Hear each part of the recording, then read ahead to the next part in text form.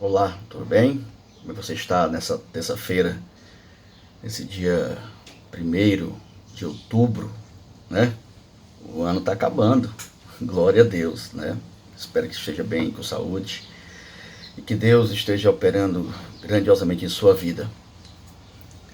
Eu estava aqui lendo a palavra do Senhor, aqui em 2 Coríntios, no capítulo 1, versículo 3 e 4, que diz assim: Bendito seja o Deus e Pai de nosso Senhor Jesus Cristo, Pai das misericórdias e o Deus de toda consolação, que nos consola em toda a nossa tribulação, para que também possamos consolar os que estiverem em alguma tribulação, com a consolação com que nós mesmos somos consolados de Deus. Uma palavra tremenda, grandiosa, maravilhosa. O apóstolo Paulo, ele passou por diversas situações difíceis em sua vida, né? Ele, segundo o relato dele, foi apedrejado, naufrágio, ficou pendurado em um cesto no abismo, correu risco de morte por parte dos judeus e por parte dos gentios, mas em nada disso ele retrocedia na sua fé. Ele avançava ainda mais, porque sabia toda a artimanha do inimigo em querer impedir o avanço do evangelho de nosso Senhor Jesus Cristo, né, nos locais que ele andava.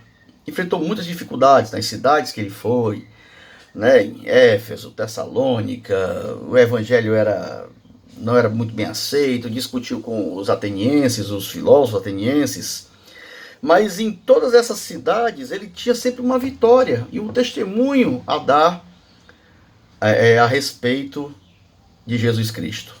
E é isso que Cristo quer da nossa parte, que possamos dar esse testemunho de vitória, mesmo diante de diversas situações contrárias à nossa vida. Nessa mesma carta aqui, segunda carta aos Coríntios, no capítulo 4, a partir do versículo 7, diz assim: Temos, porém, esse tesouro em vasos de barro, para que a excelência do poder seja de Deus e não de nós. Em tudo somos atribulados, mas não angustiados, perplexos, mas não desanimados, perseguidos, mas não desamparados, abatidos, mas não destruídos. Ou seja, Deus nos dá uma garantia de que, diante do trabalho, diante da vivência em Cristo, da vivência no Evangelho, da vida cristã, no comportamento, no caminhar, não importa qual seja a área, que você demonstre realmente uma dignidade cristã, você não vai ser eliminado pelo inimigo, pelos inimigos que surgem na nossa frente. Temos problemas? Temos. Familiares, financeiros, espirituais, emocionais.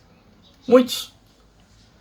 Mas se nós deixarmos que Deus opere e trabalhe em cada uma dessas áreas problemáticas em nossa vida, as que surgem e as que já estão, né, Deus vai dando um bom direcionamento rumo às soluções de cada problema desse. Devemos confiar em Deus para isso. Buscar ainda mais na palavra. Buscar ainda mais na oração. Consagração. Uma vida digna diante de Deus. Olha, eu lendo em Gênesis que Deus, ele olhou para Noé com um olhar de graça. Diz lá em Gênesis, no capítulo 6, que Deus achou graça na vida de Noé, porque Noé andava com Deus.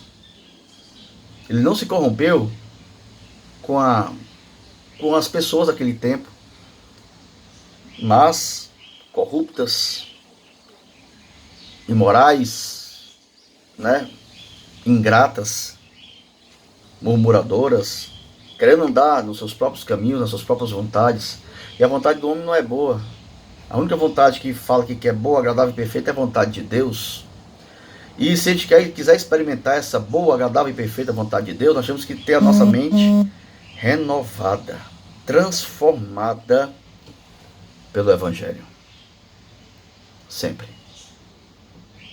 Senão a gente não vai saber nunca qual é a vontade de Deus. Porque a nossa mente, andando por ela mesma, só vai fazer a minha vontade, a vontade da carne. A Bíblia fala que aqueles que são guiados pela carne, né, viverão da carne.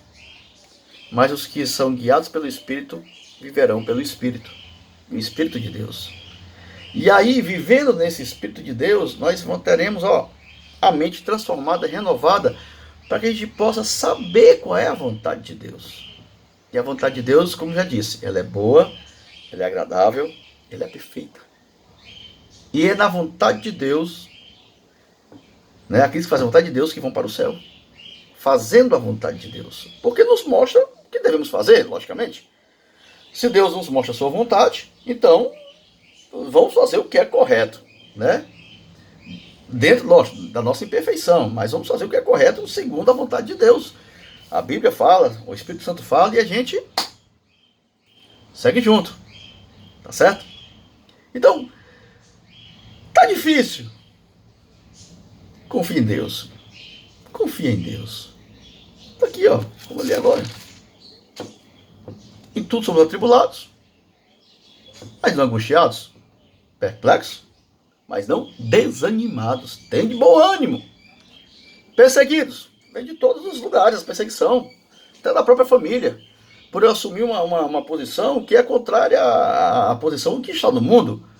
Perseguidos, mas não estaremos desamparados, porque Deus é o nosso socorro. Abatidos. Vem a tristeza. Vem ali o peso. Mas não seremos destruídos, porque Deus é conosco. Tá certo?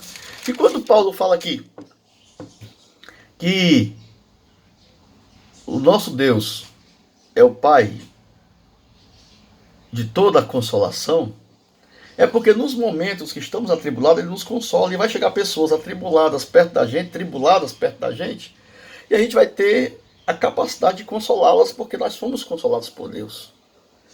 Você pode dizer assim, mas pastor, eu estou cheio de problema, e vem uma pessoa me pedir conselho. Glória a Deus, irmão, porque Deus está mandando você dar algo de bom para aquela pessoa. Então Deus te escolheu para abençoar aquela pessoa, lhe dando as palavras certas, as atitudes certas, para que aquela pessoa que está com problemas, que chega até você possa consolar, porque Deus também estará te consolando e aí dando um aumento de fé para você. Tá certo? Que Deus abençoe a tua vida. Guarde essa palavra, medite nela. Vamos lá pensar mais nas coisas do alto. Que pensando nas coisas do alto, logicamente, Deus conseguirá, aliás, Deus realizará em nós realmente a sua vontade. Beleza? Fica com Deus. Deus te abençoe. Deus é contigo.